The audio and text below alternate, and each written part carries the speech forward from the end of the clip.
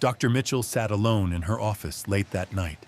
General, Bob Hayes's it's an file now honor. open before her, filled with the real information. 47 rescue operations, wounded 3 times, 2 Bronze Stars, 1 Purple Heart. But the most shocking part was the last line in the notes. During operation, continued carrying wounded for 6 hours despite his own injuries. Shrapnel pieces still in body, surgery deemed too risky to remove. But what she didn't know yet was waiting in her inbox. The next morning, when Dr. Mitchell arrived early, there was a familiar scene in the waiting room.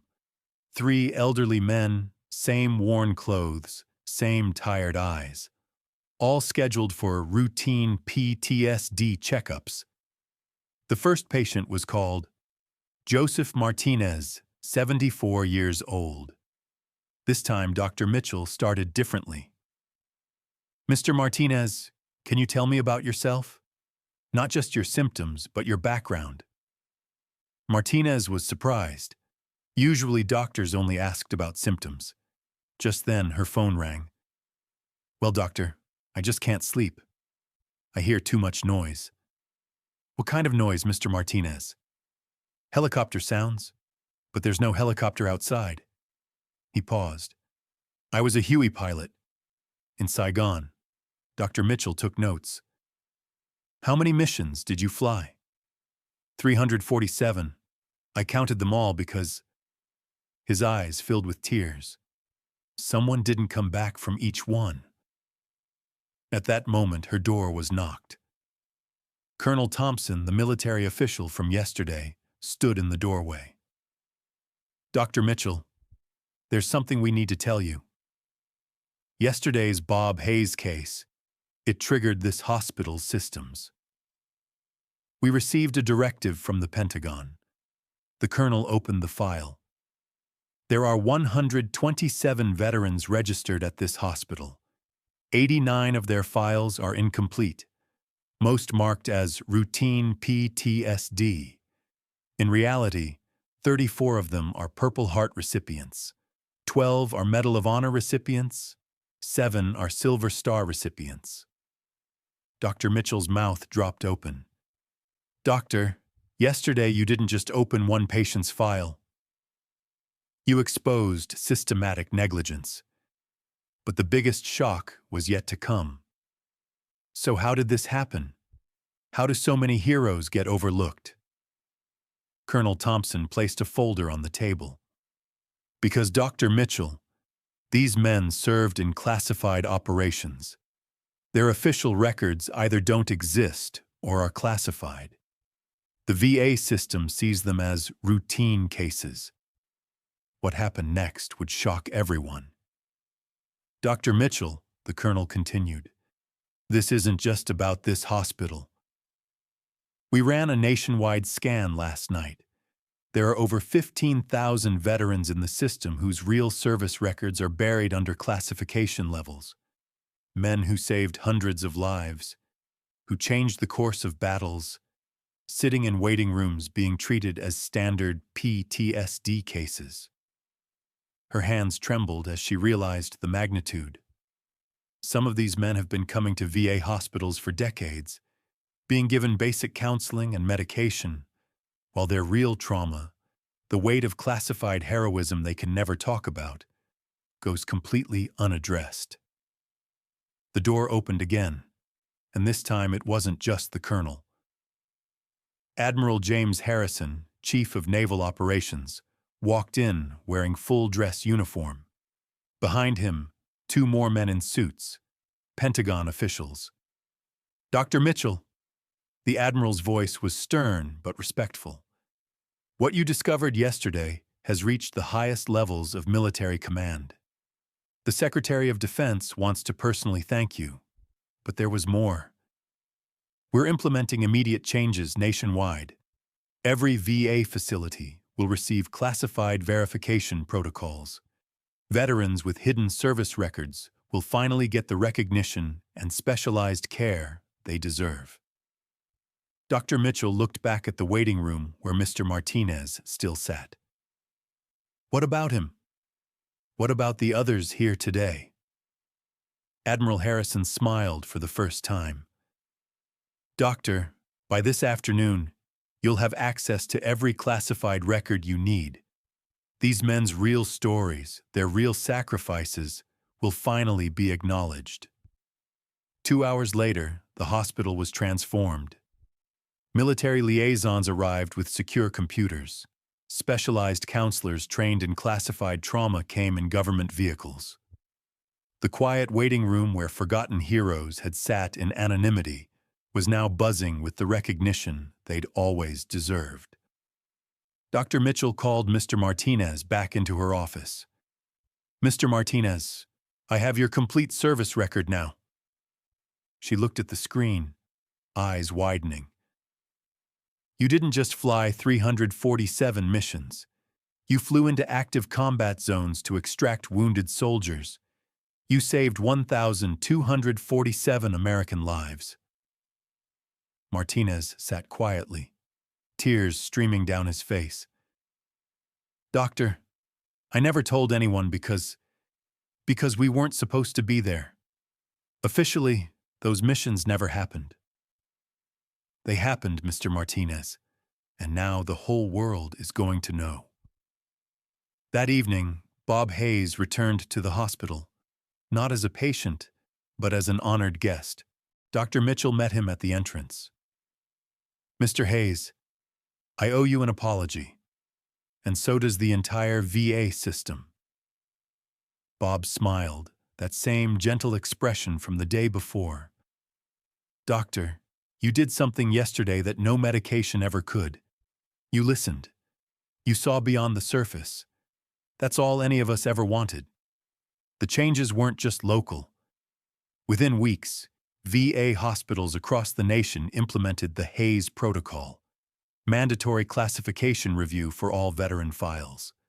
Thousands of forgotten heroes finally received proper recognition and specialized care. Dr. Mitchell became the first civilian to receive the Pentagon's Distinguished Service Award for uncovering what they called the greatest oversight in military medical history. But for her, the real reward came every morning when she walked through the waiting room. The same elderly men still came for appointments, but now they sat straighter. Their files were complete. Their stories were acknowledged. Their sacrifices finally recognized. Bob Hayes never needed medication again. Neither did Martinez. Neither did the other 125 classified veterans in that hospital.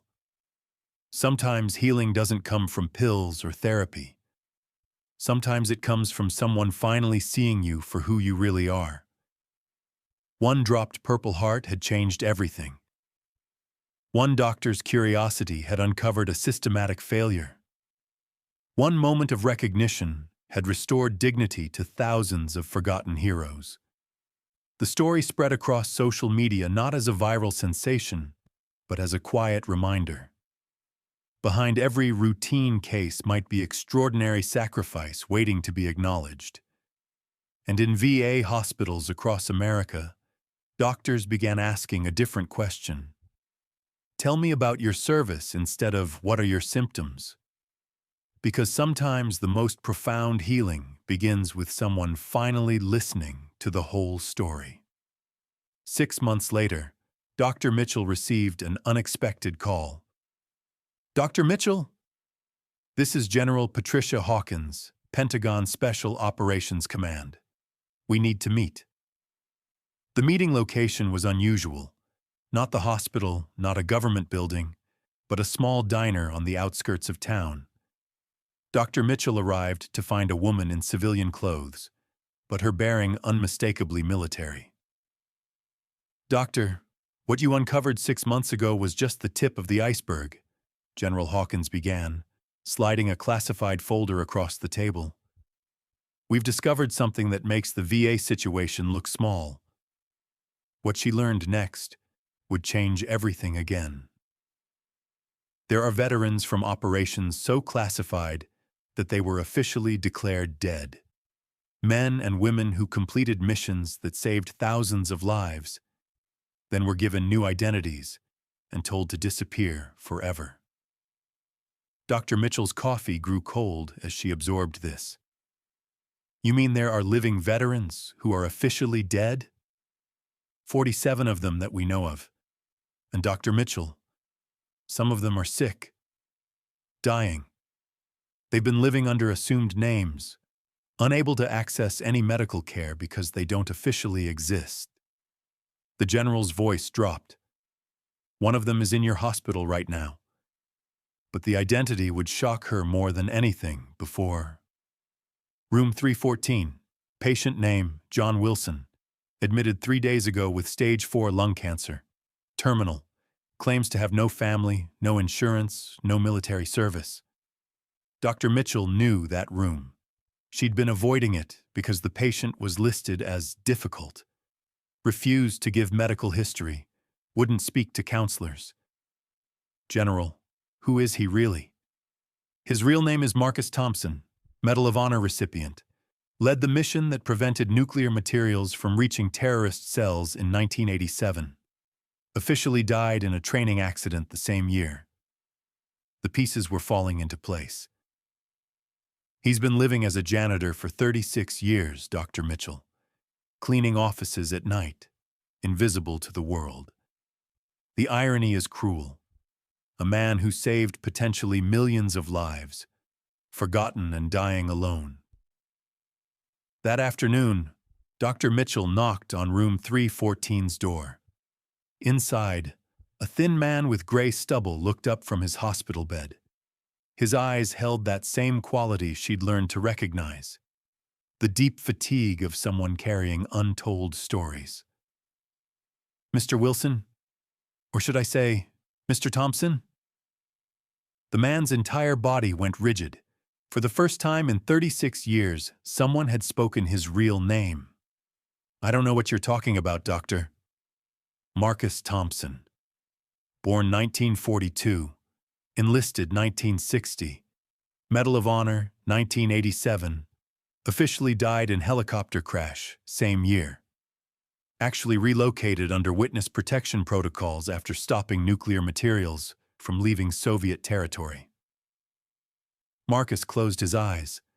When he opened them, tears were flowing. How? Because 6 months ago, another forgotten hero taught me to look deeper. But what happened next surprised even General Hawkins. Marcus reached under his pillow and pulled out a small, wrapped object.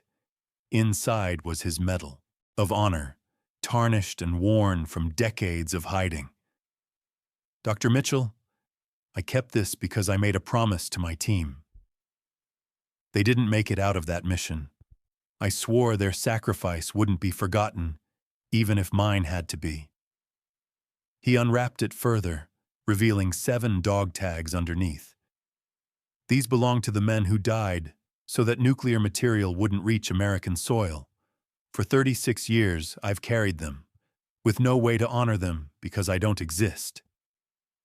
Dr. Mitchell felt the weight of those dog tags, the weight of 36 years of hidden grief. Marcus, what if I told you that could change? The transformation that followed was unprecedented. Within 48 hours, room 314 was no longer a terminal cancer ward. It became a secure briefing room.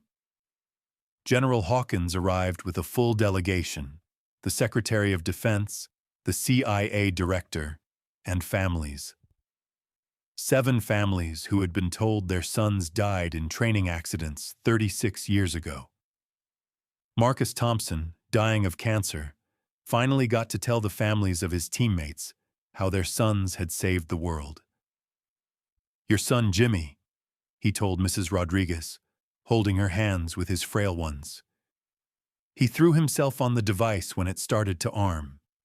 If he hadn't, Los Angeles would be a crater today. Mrs. Rodriguez had waited 36 years to learn how her son really died, but the biggest revelation was still coming. Dr. Mitchell, General Hawkins said privately, Marcus isn't the only one. We've found 12 more officially dead veterans in hospitals across the country. All terminal, all alone, all carrying stories that could fill history books. The Project Resurrection was born, a classified initiative to locate, identify, and honor the living dead, veterans whose missions were so sensitive they'd been erased from existence, now dying forgotten in hospitals under false names. Dr. Mitchell was asked to lead the medical team. But General, I'm just a psychiatrist. I'm not equipped for this. Doctor, 6 months ago you saved 15,000 forgotten veterans with one moment of curiosity. You're exactly who we need. The first mission took them to Seattle, St. Mary's Hospital, Terminal Ward. Patient, Robert Davis, 79, dying of heart failure. No visitors in 2 years. Real identity, Colonel Sarah Mitchell. She had taken a male name in hiding. The first woman to lead a classified extraction team behind enemy lines. Saved 47 American POWs in 1989. When Dr. Mitchell walked into her room, the elderly woman's eyes immediately sharpened with military assessment. "Ma'am, my name is Dr. Mitchell. I'm here about your real service record." The woman's hand moved instinctively to where a sidearm would be. "Soldier, I don't know what you're talking about." Colonel Sarah Mitchell, call sign Phoenix, Operation Nightingale 1989, 47 American prisoners freed from compound in territory we officially never entered. The woman's military facade cracked. "How is this possible?" "Because someone finally started looking for you." What followed changed military medical care forever. Project Resurrection located 47 dead veterans in 23 states, each one dying alone under false identities, each one carrying classified heroism that had never been acknowledged. The Pentagon created a new protocol: Honor Recovery Operations. These weren't just medical interventions. They were truth and reconciliation missions. Families learned how their loved ones really died. Communities learned about the heroes who had been living among them invisibly. History books were rewritten to include the classified heroism. Marcus Thompson lived 4 more months after his identity was restored, but they were the most meaningful 4 months of his life. He testified before Congress about the nuclear threat his team had stopped. He was buried with full military honors. His teammates' families finally got closure. Dr. Mitchell's psychiatric practice evolved into something unprecedented: a specialized clinic for veterans whose heroism had been classified, erased, or forgotten. She developed new therapy protocols for identity grief, the unique trauma of having your achievements erased, your sacrifice unacknowledged, your very existence denied. The waiting room in her new facility looked different from that VA hospital 6 months ago. These patients didn't sit with slumped shoulders. They sat with the dignity of heroes finally recognized. On the wall hung a simple plaque: "No service too classified to honor. No hero too secret to remember." And in the center, framed, was Bob Hayes' Purple Heart, the medal that had started it all. Below it, a quote from Marcus Thompson: "We didn't serve for recognition, but we died a little each day without it." The ripple effect of one dropped medal had grown into waves of healing that reached thousands of forgotten heroes across America. Dr. Mitchell kept Bob Hayes' original file on her desk, a reminder that behind every routine case might be extraordinary sacrifice waiting to be acknowledged. Sometimes the most profound change begins with someone finally willing to look beyond the surface and ask, "What's the whole story?" And sometimes that question saves not just one life, but thousands of souls who thought they had been forgotten forever.